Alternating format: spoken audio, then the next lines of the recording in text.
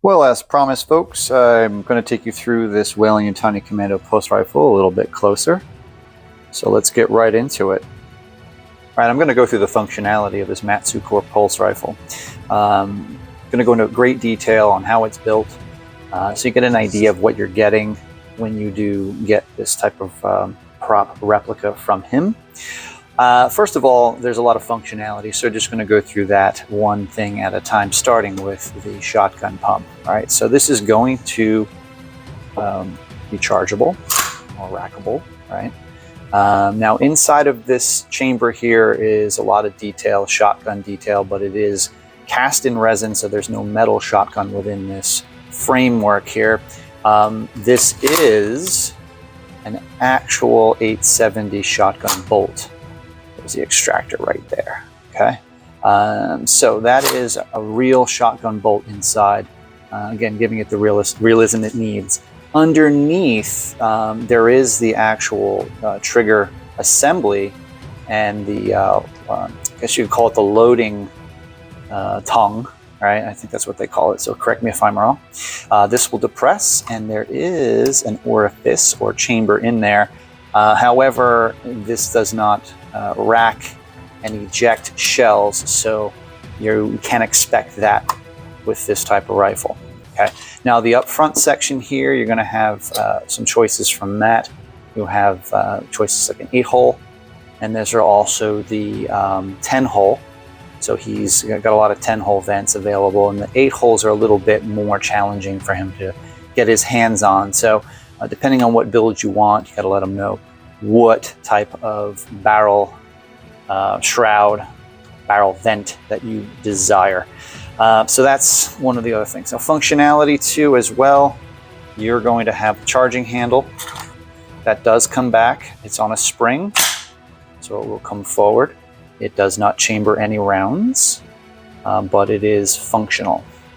The magazine also ejects from this. So I'm going to pull on the magazine. All right, so we get a magazine that does remove. Right, so in this magazine, this particular magazine of mine is a cast resin base, I believe. Yes, cast resin base. There is a metal base that you can get, so make sure you specify which one you want. You're going to have some faux or fake rounds in here. Those are optional as well. And when you do take the mag out, you have a 0 on your counter, right? Now by putting the magazine in, carefully, it does have to go on the track. Once the magazine is inserted,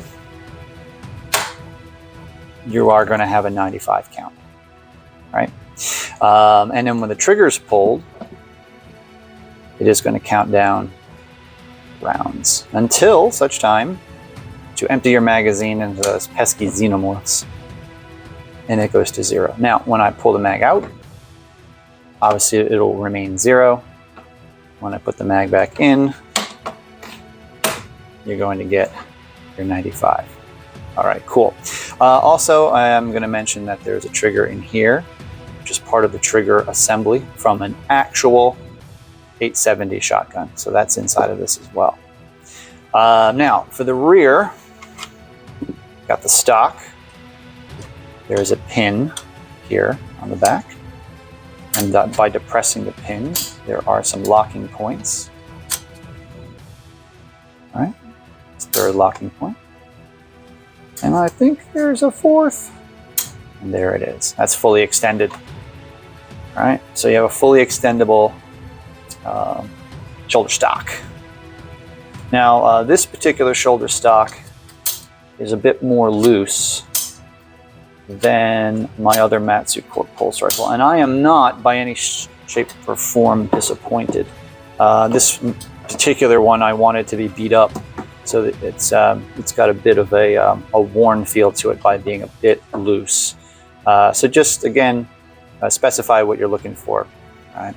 Now the other thing too that makes the Wayland Yutani Commando Pulse Rifle unique is the secure plates the reinforcement plates in the front, and then there's also a reinforcement plate on the back. All right, so that's what makes the Wayland Yutani Commando pulse rifle different from the Colonial Marines pulse rifle. Right? Now, the battery for this counter is located in the grip, and then there is a screw here that you'd have to remove, and then there's a battery holder, and it takes 3 AAA batteries to get this running. So one thing I also want to mention is that the 3 AAA batteries are appropriate for this based on voltage. 9 volts have been used in the past, but I think there's something not quite right with voltage on a 9 volt, so you don't want to put a 9 volt to this. I don't know whether it'll damage your counter, but we recommend that it's the 3. As far as the length of time, I will also say that on both pulse rifles that I own, the counter, you don't want to leave it on for any length of time, because this particular counter does eat the batteries pretty quickly. So you can't leave it on for, like, say, a few days. You'll probably run out within a few hours. So just keep that in mind. So just turn your counter on when you want to kind of prance around with this thing, and turn it off when you're done. All right. As far as the other side of the rifle, which doesn't get enough love, you've got your magazine release, and not much else is going on this side. However, I had the damage put on this side because it's neglected, so I wanted something special on the other side of the rifle. All right.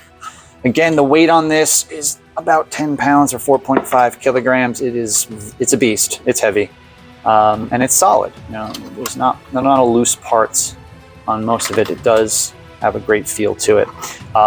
Metal, though, parts are also to be mentioned. So your bolt, metal. Your trigger for the shotgun's metal. Trigger frame, metal. Right. This metal brace bar here is metal. Of course, your backstock's metal. Barrel vent and barrel are metal. Right. What is not metal is the spots cage, shotgun pump, and of course the shroud. The shroud is made from a cast resin mixed with aluminum powder, which is really a neat idea. It puts more weight to it, but it also makes it as if you scratch your paint, you're going to have a metal appearance below it.